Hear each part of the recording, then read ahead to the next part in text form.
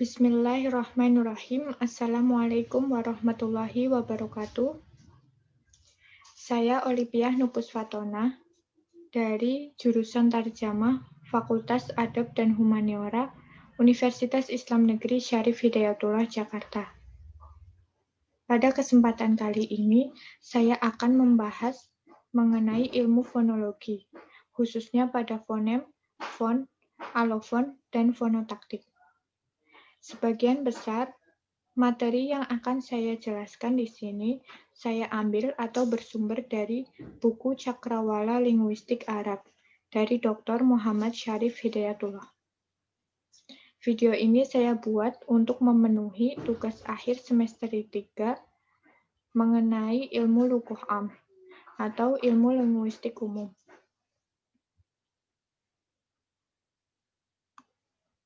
Langsung saja pada pembahasan mengenai fonologi, khususnya pada fonem, fon, alofon, dan fonotaktik.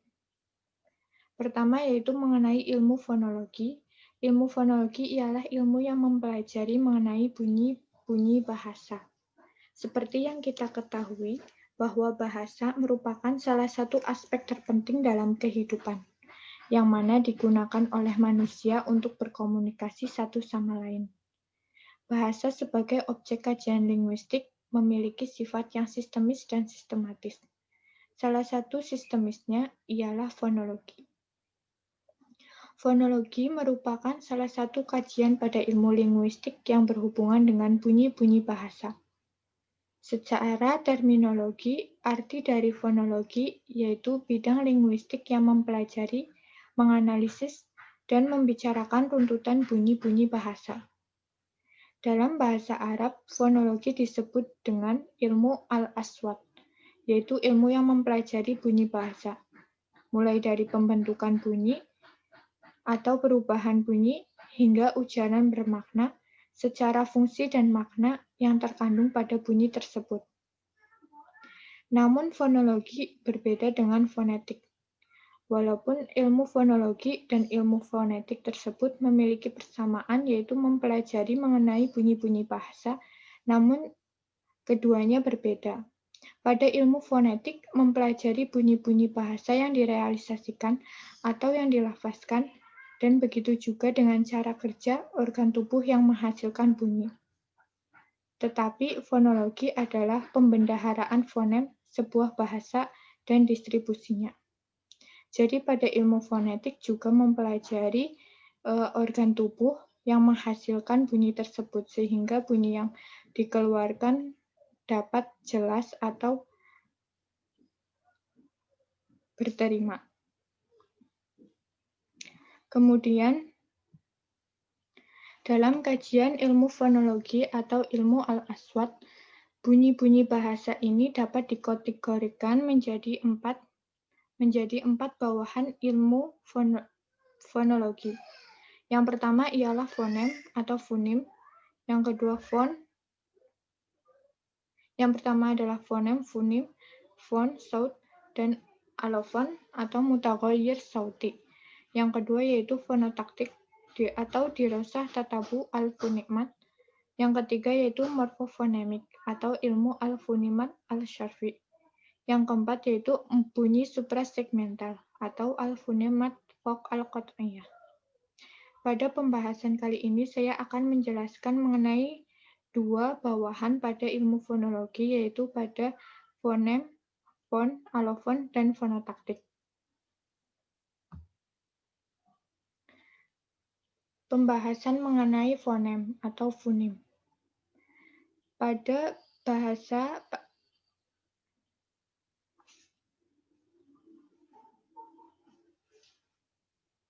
bunyi bahasa pada satuan fungsional terkecil dan memiliki fungsi tersendiri sebagai pembeda makna, ialah dapat dikatakan sebagai fonem. Atau lebih jelasnya lagi, untuk mengetahui fonem, ialah kita dapat membandingkan dua satuan bahasa yang memiliki kemiripan bunyi dan makna yang terkandung beda, atau dapat disebut dengan pasangan minimal. Jadi kita dapat membandingkan pasangan minimal, yaitu dua satuan bahasa yang memiliki kemiripan dalam bunyinya dan makna yang terkandung di dalamnya berbeda. Misalnya, kata dalam bahasa Arab yaitu jamil dan jalil. Kata jamil dan jalil memiliki kemiripan bahasa dan memiliki jumlah font atau jumlah bunyi yang sama. Perbedaannya hanya pada bunyi ketiga, yaitu bunyi M dan L, atau pada huruf mim dan lam. Maka bunyi M dan L adalah kedua buah fonem yang berbeda. Kemudian pada bahasa Arab sering kita jumpai adanya fonem vokal. Ialah tidak hanya pada perbedaan huruf yang mempengaruhi adanya perubahan makna, tetapi juga adanya panjang pendeknya bunyi bahasa. Misalnya pada kata dalam bahasa Arab yaitu la roiba dengan la roiba. Pada kata la roiba dan la roiba memiliki kemiripan bunyi. Perbedaan pada panjang bunyi pada la dan la ialah letak dari perbedaannya. Bunyi la pada la roiba memiliki arti tidak ada keraguan, sedangkan bunyi pada la roiba memiliki arti benar-benar ada keraguan. La dan la merupakan dua buah fonem. Perbedaannya ada pada panjang dan pendeknya bunyi, yang mempengaruhi pada makna yang terkandung. Dalam bahasa Arab juga terdapat adanya penekanan tebal dan tipisnya vokal, seperti kata saroh dan syaroh.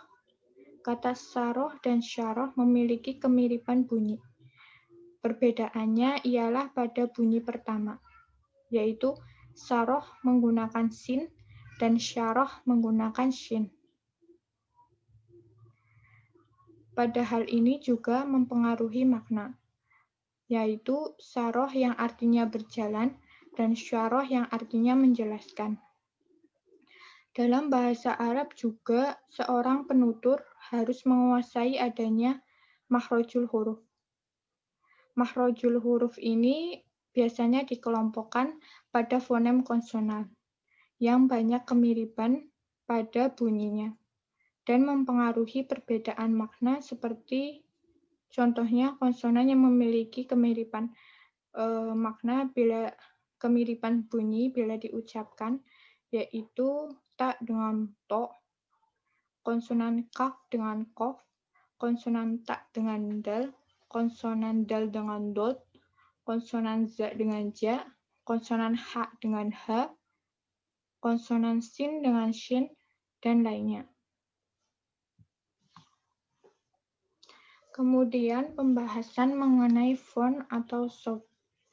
Font merupakan kebalikan dari fonem, yang mana fonem ialah bunyi yang dapat membedakan makna, sedangkan font adalah bunyi bahasa pada umumnya yang tidak berfungsi untuk membedakan makna. Font dapat dikatakan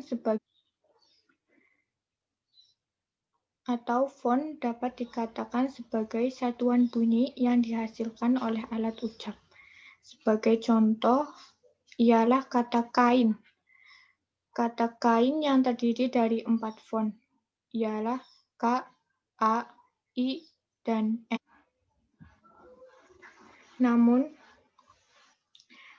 dalam pengertiannya, font berbeda dengan huruf, yang mana font adalah bunyi, sedangkan huruf ialah simbol grafis dari bunyi tersebut.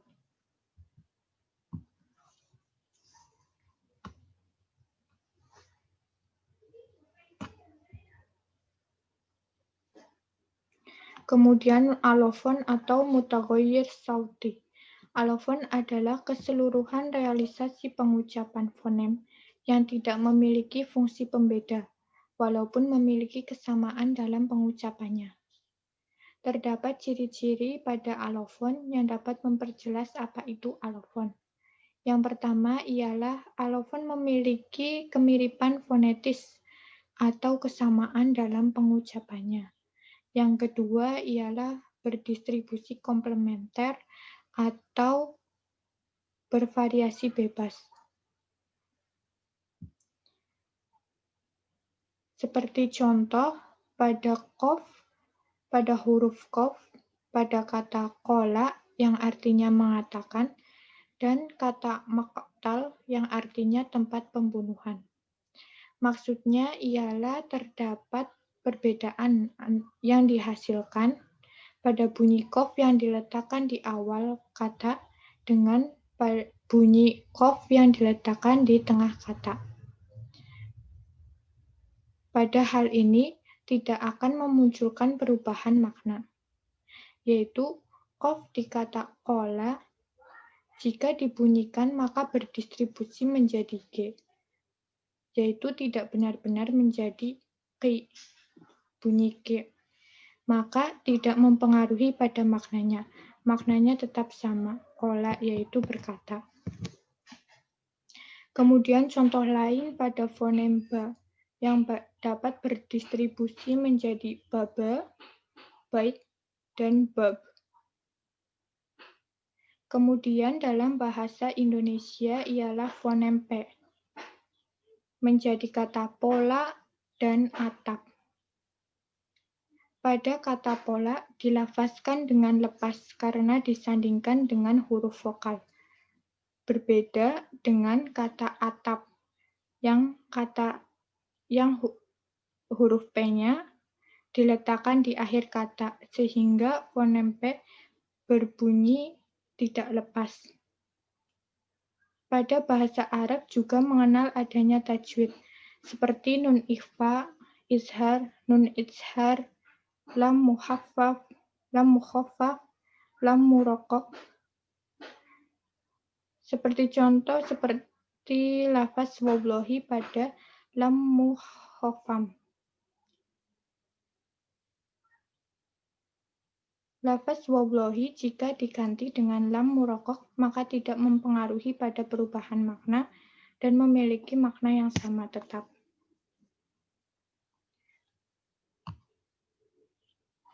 Kemudian pembahasan mengenai fonotaktik atau dirosah tatabu al-funiyat. Fonotaktik memiliki pengertian ialah bidang fonologi yang berupa kaidah struktur fonem dalam suatu bahasa dan mengatur tentang penjejeran fonem dalam kata. Fonotaktik merupakan urutan fonem yang dimungkinkan pada satu bahasa. Ialah memiliki pengertian pada kata. Kata merupakan urutan atau susunan dari bunyi yang bersifat linear. Bunyi yang satu mendahului dan mengikuti pada bunyi yang lainnya. Sehingga bunyi tersebut menghasilkan atau merangkai suatu kata yang memiliki atau mewakili adanya fonem dan alofon di dalamnya. Pada rangkaian bunyi tersebut terdapat suatu kaidah yang disebut dengan fonotaktik. Dengan fonotaktik maka menghasilkan kata yang dapat berterima dalam sebuah bahasa, dan setiap bahasa memiliki kaidah yang berbeda. Seperti pada bahasa Arab dan bahasa Indonesia yang memiliki kaidah yang berbeda. Begitu juga dengan bahasa-bahasa lain di dunia yang memiliki ciri khas tertentu. Fonotaktik membicarakan mengenai pola urutan bunyi, distribusi fonem, pola suku kata, gugus bunyi konsonan dan vokal, jenis-jenis gugus bunyi yang mungkin atau tidak mungkin pada tingkatan kata atau antar kata. Seperti contohnya pada kata pertandingan. Kata pertandingan memiliki 11 fonem dari 12 huruf. Yang mana jejeran fonem dari kata tersebut ialah P, E, R, T, A, N, D, I, Eng, A, dan N.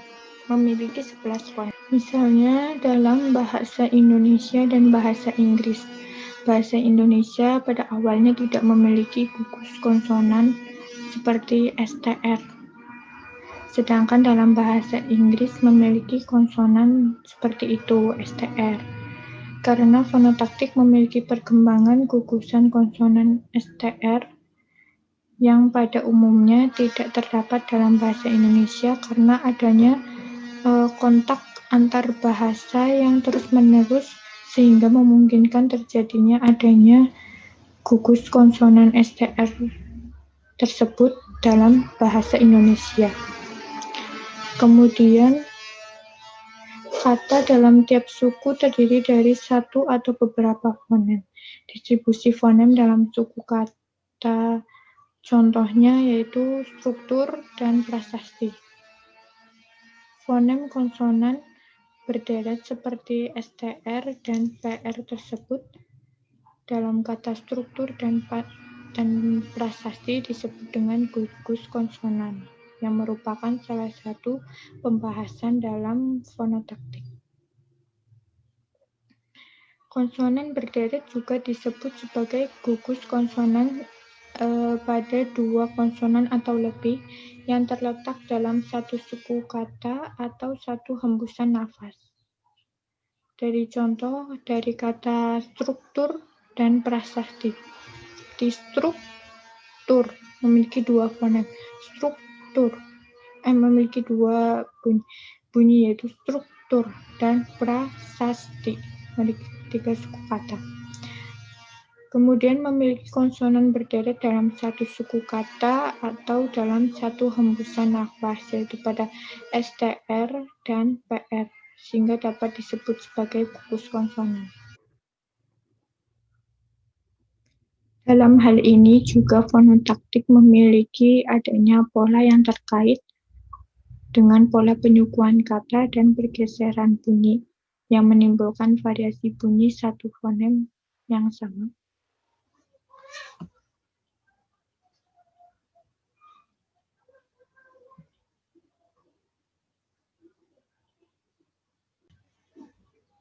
Maka dapat dikatakan dalam pembahasan fonotaktik ini ialah di mana bahasa terbentuk dari deretan fonem, morfem, kata, frase, klausa, kalimat, dan wacana.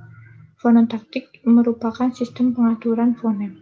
Tiap bahasa memiliki sistem sendiri-sendiri untuk menggabungkan fonem agar menjadi suku kata dan kemudian kata. Fonotaktik merupakan sistem struktur fonem. Tidak hanya terbatas pada sistem, bagiannya menjadi dua, yaitu fonotaktik silabel dan memiliki 11 fonem.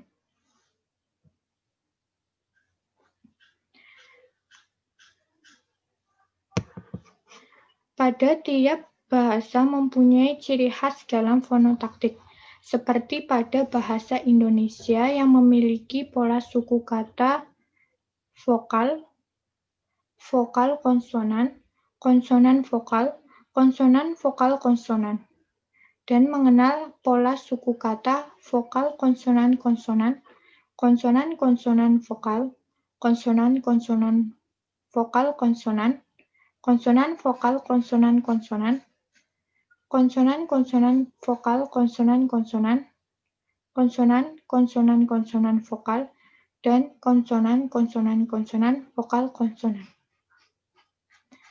Dalam fonotatik bahasa Arab, semua suku kata dimulai dengan konsonan dan memiliki pola suku kata yang tertutup dan pola suku kata yang terbuka. Pada pola suku kata yang terbuka dapat berakhiran dengan vokal, seperti konsonan vokal atau konsonan vokal mora. Titik dua di sini disebut dengan mora yang menandakan durasi atau panjang pendeknya bunyi.